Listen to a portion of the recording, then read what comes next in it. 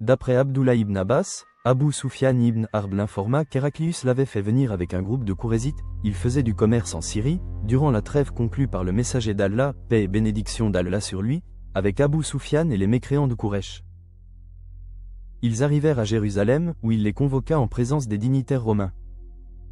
Il s'adressa ensuite à son interprète et lui demanda « Lequel d'entre vous est le plus proche parent de cet homme qui prétend être un prophète ?»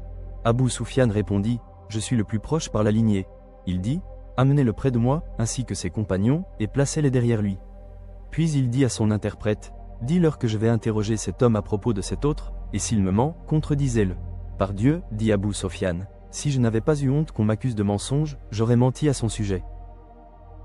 La première chose qu'il me demanda fut « Quelle est sa lignée parmi vous ?» Je répondis « Il est de noble lignée parmi nous. » Il dit « Quelqu'un parmi vous l'a-t-il déjà dit avant lui ?» Je répondis « Non. » Il dit « L'un de ses ancêtres a-t-il été roi ?» Je répondis « Non. » Il dit « Est-ce que ce sont les nobles du peuple qui le suivent, ou les faibles ?» Je répondis « Plutôt les faibles. » Il dit « Leur nombre augmente-t-il ou diminue ?» Je répondis « Ils sont de plus en plus nombreux. » Il demanda « Y a-t-il parmi eux quelqu'un qui renie sa religion par mécontentement après l'avoir embrassé ?» Je répondis « Non. » Il demanda « L'avez-vous accusé de mentir avant qu'il ne dise ce qu'il a dit ?» Je répondis « Non. » Il demanda « Est-ce qu'il trahit parole ?» Je répondis « Non, mais nous sommes en trêve avec lui et ne savons pas ce qu'il fera. » Il dit « Je n'ai pas trouvé d'occasion de dire quelque chose de négatif contre lui que ça. » Il demanda « L'avez-vous combattu ?»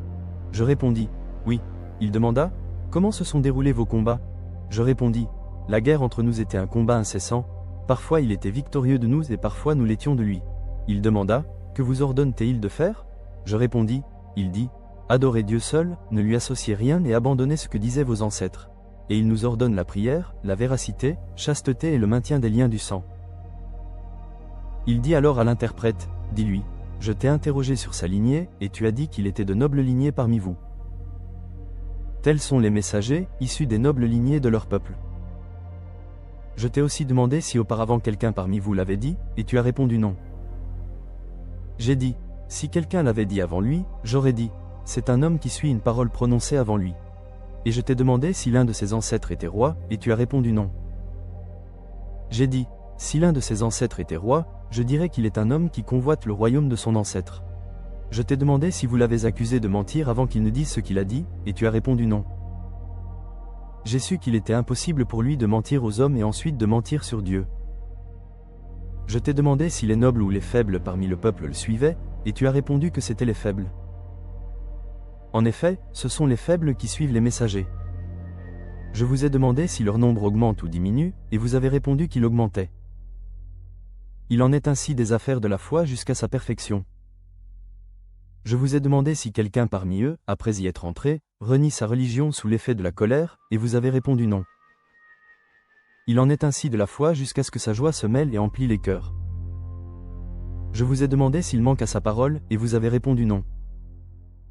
Il en est de même des messagers, ils ne manquent pas à leur parole. Je vous ai demandé ce qu'il vous commande, et vous avez répondu, il vous commande d'adorer Dieu seul et de ne rien lui associer, il vous interdit d'adorer des idoles, il vous commande la prière, la véracité et la chasteté. Si ce que vous dites est vrai, il possédera la terre même sous mes pieds. Je savais déjà que son heure était venue, mais je ne pensais pas qu'il sera des vôtres. Si j'avais su que je pouvais l'atteindre, je serais allé à sa rencontre, et si j'avais été avec lui, je lui aurais lavé les pieds. Il demanda alors la lettre du messager de Dieu, paix et bénédiction d'Allah sur lui, que Dia avait envoyé au prince de Busra et que celui-ci a remis à Héraclius. Héraclius l'a lu, et il y était écrit « Au nom de Dieu, le tout miséricordieux, le très miséricordieux. » De la part de Muhammad, serviteur de Dieu et son messager, à Héraclius, prince des Romains. Que la paix soit sur ceux qui suivent le droit chemin. Je vous appelle maintenant à l'islam. Embrassez l'islam et vous serez sauvés, et Dieu vous accordera une double récompense. Mais si vous vous détournez, vous porterez le péché des paysans.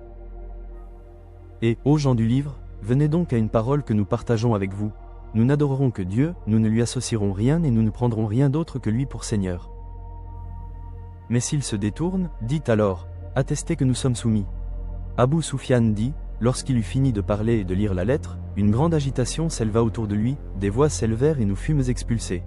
Au moment de notre expulsion, je dis à mes compagnons, L'affaire d'Ibn Abi Kabsha, le prophète, est devenue grandiose. Même le roi des Byzantins le craint. Je restais persuadé qu'il l'emporterait jusqu'à ce que Dieu me guide vers l'islam. À suivre.